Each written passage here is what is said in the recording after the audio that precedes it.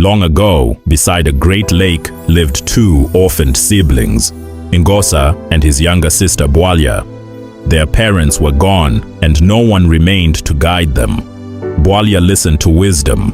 Ngosa listened only to hunger. At first, he stole small things: a goat here, a chicken there, a basket of grain when no one was watching. Each time the villagers warned him, but each time he laughed. One day the villagers gathered together. They were tired of losing their animals and food. Everyone knew who was responsible. Ngosa's name was on every tongue. At last, the villagers had enough. Ngosa and his sister were banished from the village. Together they left their home and crossed the great lake, built a small hut. Bwalya carried a sacred staff passed down from their ancestors. The staff held a powerful gift. It could command the waters of the lake. Bwalya hoped their troubles were over. She believed they could begin a new life. But whenever Ngosa looked across the water, he saw something else. He saw cattle, and he saw opportunity. One dark night, Ngosa crossed back to the village. This time, he stole cattle. The owners saw him and gave chase. Torches lit the darkness as they ran after him.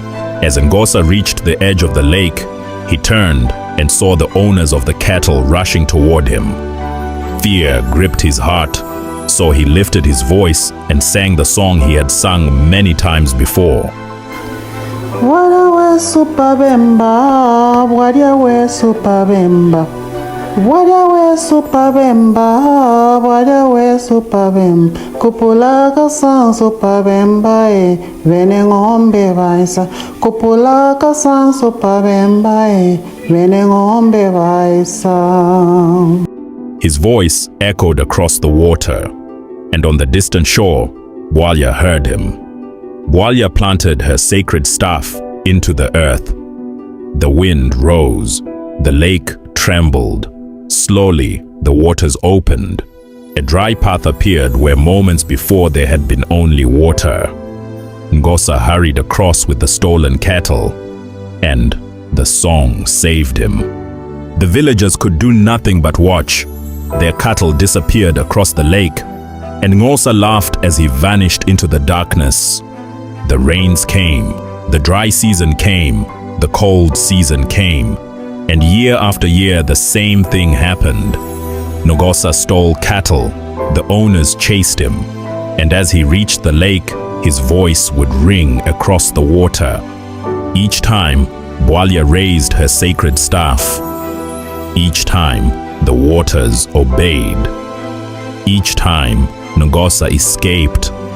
Each time Ngosa returned, he feasted on meat from the stolen cattle. Yet he never shared with his sister, not even a small piece, not even a single bone, though she was the one who saved him every time. At last, Bwalya warned her brother. She told him that one day she might not answer his call. She told him that she was tired of carrying his burden, tired of going hungry. But Ngosa paid no attention. He believed she would always save him. One stormy night, Ngosa stole cattle again. This time, the owners came closer than ever before. As he reached the lake, Bwalya almost refused to help him. She remembered her hunger. She remembered every insult. For a moment, she nearly hardened her heart. But when she saw her brother about to be caught, pity overcame her. She raised her staff. The lake opened, and Ngosa escaped once more. Instead of thanking his sister, Ngosa became angry. He blamed her for waiting too long. He complained that she had nearly let the villagers catch him. Then he justified his selfishness. He claimed that because he risked his life stealing cattle, he owed her nothing. Those words wounded Bwalya deeply. Bwalya was getting thinner, while Ngosa was getting fatter with the meat he stole from across the lake. Bwalya would beg for something to eat, even showing him how thin she was, but he was not moved. Many moons later, Ngosa stole cattle once again, but this time the villagers were ready. The chase was fiercer than ever before. The villagers were faster, and the cattle were wild and harder to control. Time had also taken its toll on Ngosa.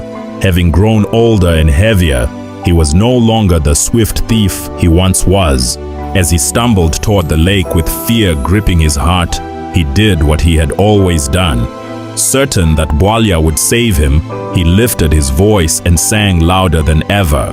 But this time, his voice trembled.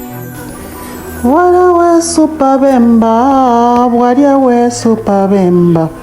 Bwalya wesu pa Bemba, Bwalya wesu pa Bemba. Kupula kasanso pa Bemba vene ng'ombe vaisa.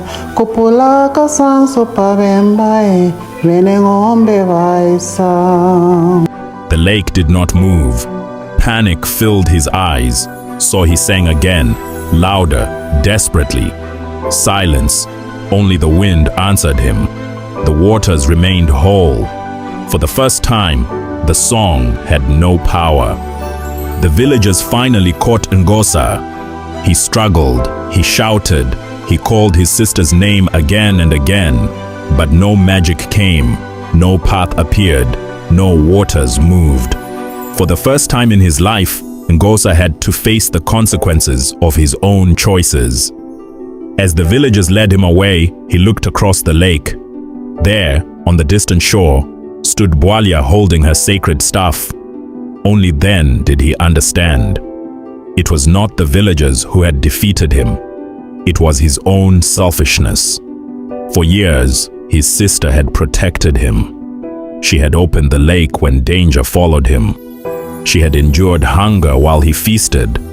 She had forgiven him when he showed no gratitude. And when she finally needed kindness in return, he had none to give. By the time Ngosa understood this, it was too late.